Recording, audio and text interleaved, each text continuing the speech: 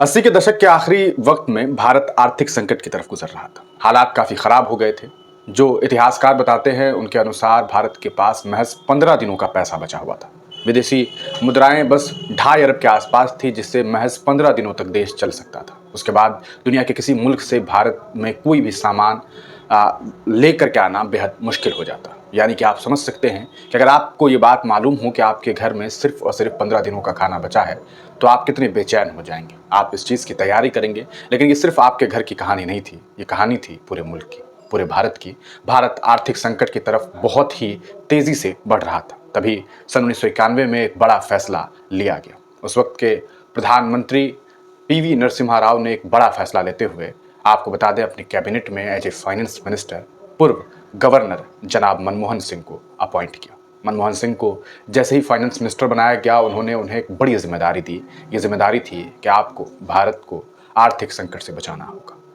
आर्थिक संकट के पीछे की कहानी बहुत लंबी है। भारत देश की आज़ादी के बाद से लेकर के लगातार भारत आर्थिक रूप से काफ़ी कमज़ोर था। चूँकि आज़ादी की लड़ाई के दौरान क्या कुछ हमें देखने को मिला, वो आप बखूबी जानते हैं। आज़ादी यूं ही नहीं मिली, उस वक्त हमारे पास कुछ भी नहीं था। अंग्रेज़ इस मुल्क में आकर के राज कर रहे थे। जब वो यहाँ से गए तो बहुत कुछ लूट कर चले गए। देश में हालात काफ़ी ख़राब थे। उससे हम उबरने की कोशिश कर रहे थे, लेकिन लगातार कर्ज लेने के बावजूद देश के हालात सुधर नहीं रहे थे। 80 के दशक के आखिरी वक्त में हालात बेहद ख़राब इसलिए भी हो गए क्योंकि खाड़ी मुल्कों में जंग शुरू हो चुकी थी। हम इराक के काफ़ी अच्छे दोस्त थे, लेकिन अमेरिका को भी हम छोड़ नहीं सकते थे। इस बीच हम आर्थिक संकट से गुजरने लगे। उधर सोवियत यूनियन में भी हालात काफ़ी ख़राब हो गए। वहाँ आप समझ सकते हैं कि किस तरीके से टूट पड़ी हुई थी।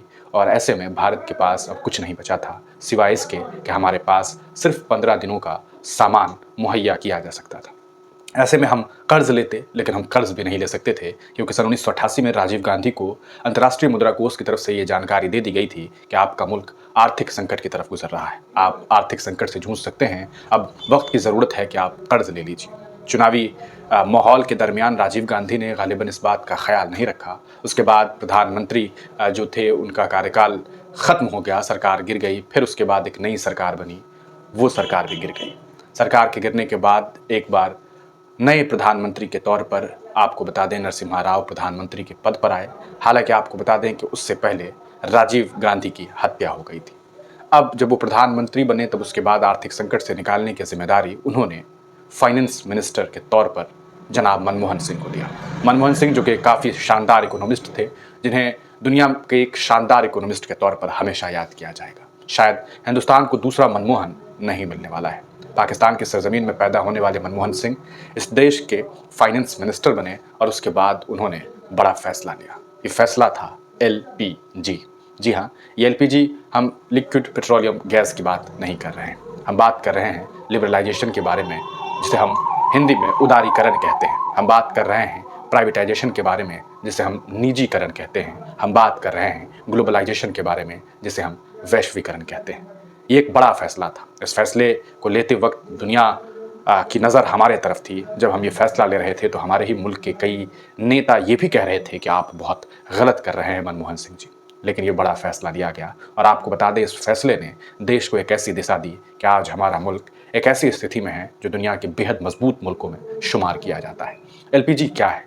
आपको बता दें, जब भारत देश आज़ाद हुआ, उसके बाद पंडित जवाहरलाल नेहरू ने सरकार बनाई, सरकारें चलती रही, लेकिन इस बीच कोई भी कंपनी तब तक नहीं खुलती थी जब तक उसमें सरकार पूरी तरीके से अपना हस्तक्षेप न कर दे। सरकार ये डिसाइड करती थी कि कैसे काम होगा, कितना पैसा लगाया जाएगा, किस तरीके से काम होगा। ये तमाम जिम्मेदारी सरकार अपने पर लेती थी।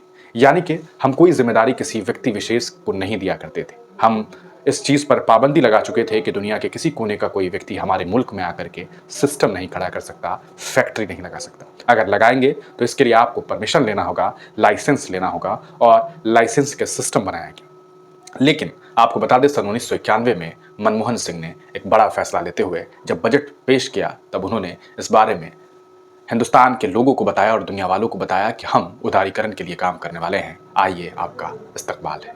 भारत जो आर्थिक संकट की तरफ गुजर रहा था, अचानक इस बड़े फैसले ने, इस एलपीजी के बड़े फैसले ने दुनिया भर के अलग अलग निवेशकों को भारत बुला लिया। उस वक्त मनमोहन सिंह ने एक और बड़ा फैसला लिया। उन्होंने कहा कि विदेश से आने वाले निवेशक यहाँ आकर के जब निवेश करेंगे तो वो अपना शेयर 100% नहीं रख सकते हैं, बल्कि उनका शेयर किसी भी इंडियन से कम होगा, यानी कि एक भारतीय कम से कम 51% तक शेयर रखेगा। आप 49% से ज़्यादा शेयर हिंदुस्तान में नहीं रख सकेंगे। ऐसे में इंडिया कई कंपनी आई और आते ही रोजगार का सिलसिला शुरू हुआ। जैसे कि आप जानते हैं, एक कंपनी है काफ़ी फेमस, आपने मारुति सुजुकी सुना होगा। सुजुकी विदेश की कंपनी थी, मारुति भारत की कंपनी थी। विदेश से सुजुकी आई, भारत से मारुति कंपनी थी, दोनों एक दूसरे के साथ निवेश करने लगे, कंपनी का नाम हो गया मारुति सुजुकी। इसी तरह हीरो और होंडा अलग अलग कंपनी थी, एक कंपनी विदेश से आई, दोनों मिल गई और नाम हुआ हीरो होंडा। यह अलग बात कि प्रधानमंत्री नरेंद्र मोदी के नेतृत्व वाली सरकार ने बाद में एक ऐसा फैसला दिया जिसके जरिए विदेश से अब कोई भी नागरिक यहाँ आकर के व्यापार कर सकता है और अपना शेयर 100% रख सकता है, यानी कि उसे किसी भी इंडियन की ज़रूरत नहीं होगी।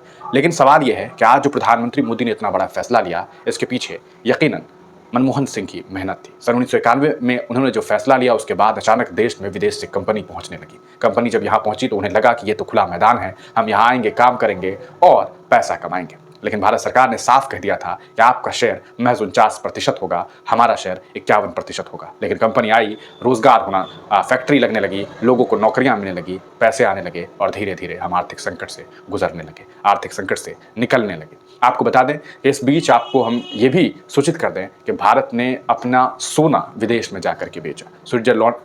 स्विट्जरलैंड में हमने अपना सोना बेचा, वो सोना जो हमारी मुल्क की एक कहा जा सकता है कीमती चीज़ थी, जिसके ज़रिए हम अपना एक कहा सकता है लेवल दिखाते थे कि हमारे पास इतना पैसा है। लेकिन हालात इतने ख़राब हो गए कि सोना तक दाव पे लगाना पड़ गया। कोई घर का व्यक्ति सोना तभी जा करके गिरवी लगाता है जब उसका घर पूरी तरीके से आर्थिक संकट से गुजर रहा होता है। आप सोचिए, देश ने अपना सोना लगाया था तो मुल्क के क्या हालात रहे होंगे। दो बार सोना गिरवी लगाया गया। एक बार जब गिरवी लगाया गया तो हमेशा चोरी छुपके ये काम किया जाता था, लेकिन जब दूसरी बार चोरी छुपके ये काम किया जा रहा था तो उस वक्त इंडियन एक्सप्रेस के काफ़ी मशहूर पत्रकार थे वो, और उनका जो नाम है वो था शंकर अय्यर साहब। उन्होंने इस पूरे मामले की जानकारी अगले दिन इंडियन एक्सप्रेस में खबर प्रकाशित करके दे दी। जब भारत देश के लोगों को पता चला कि इस तरीके से सोना विदेश भेजा गया है, हमें सोना दे करके हम पैसा लेकर के आए हैं, सोना बेच करके पैसा लाए हैं, तब पता चला कि भारत के हालात बहुत ख़राब हो गए। लेकिन उन हालातों में मनमोहन सिंह ने जो काम किया वो बेहद शानदार था। उन्होंने जिस तरीके से उदारीकरण इस देश को दिया, आज यही वजह है कि हम इस मुल्क में बेहद शानदार तरीके से उदारीकरण देख रहे हैं। लेकिन सवाल यह है कि उस वक्त जो हमारा पीपीपी रैंक था, जो 2014 में जाकर के बहुत शानदार हुआ, हमारा पीपीपी रैंक तीसरा पहुंच गया। ये एक काफ़ी बड़ी बात थी। आप गूगल पर कभी सर्च करिएगा कि पीपीपी रैंक क्या रहा हमारा 2014 में, तो आपको पता चलेगा तीसरा था और आज भी वो तीसरा ही है। आप सोच सकते हैं कि प्रधानमंत्री मोदी के नेतृत्व में काम कर रही सरकार किस लायक है कि आज तक हम एक रैंक भी आगे नहीं बढ़ सके। लेकिन आप ये ज़रूर सर्च करके खुद देखिएगा कि सन 1991 में ट्रिपल पी रैंक हमारा क्या था, 14 में हम क्या थे और आज 24 में क्या है। आज हमारे साथ मनमोहन सिंह जी नहीं हैं। आप ये बात समझ चुके होंगे कि आखिरकार मनमोहन सिंह ने कितने बड़े बड़े काम किए। उन्होंने लोगों को ये अधिकार दिया कि आपको ये अधिकार है राइट टू इन्फॉर्मेशन का, आपको जानकारी लेने की, एक आपका हक है कि आप किसी भी चीज़ की जानकारी ले सकें। आपको मनरेगा दिया गया, आपको आधार दिया गया, आपको और कई सारी ऐसी चीज़ें दी मनमोहन सिंह ने। यही वजह है कि आज विरोधी दल के लोग भी मनमोहन सिंह की तारीफ कर रहे हैं और पिछले 10 साल में जो कुछ देश में देखने को मिला है, उसके बाद लोगों की मोहब्बत और भी ज़्यादा मनमोहन सिंह जी के साथ बढ़ गई है। आप उनके बारे में क्या कुछ सोचते हैं, अपनी राय कमेंट सेक्शन में ज़रूर दीजिएगा। ये बात मनमोहन सिंह ने खुद कही थी कि आज की मीडिया भले मेरे साथ अच्छा मेरे लिए ना लिखे, मेरे लिए अच्छे शब्द ना कहे, लेकिन आने वाले वक्त में इतिहासकार मुझे बहुत कहा जा सकता है सुनहरे लफ्ज़ों में लिखने का काम करेंगे। और मैं ये बात यकीन के साथ कह सकता हूँ, इतिहासकार बाद में लिखेंगे। आज मौजूदा वक्त में जो आवाम है वो ये कह रहे हैं कि मनमोहन बहुत शानदार प्रधानमंत्री गुजरे। आप क्या सोचते हैं, अपनी राय ज़रूर लिखिए।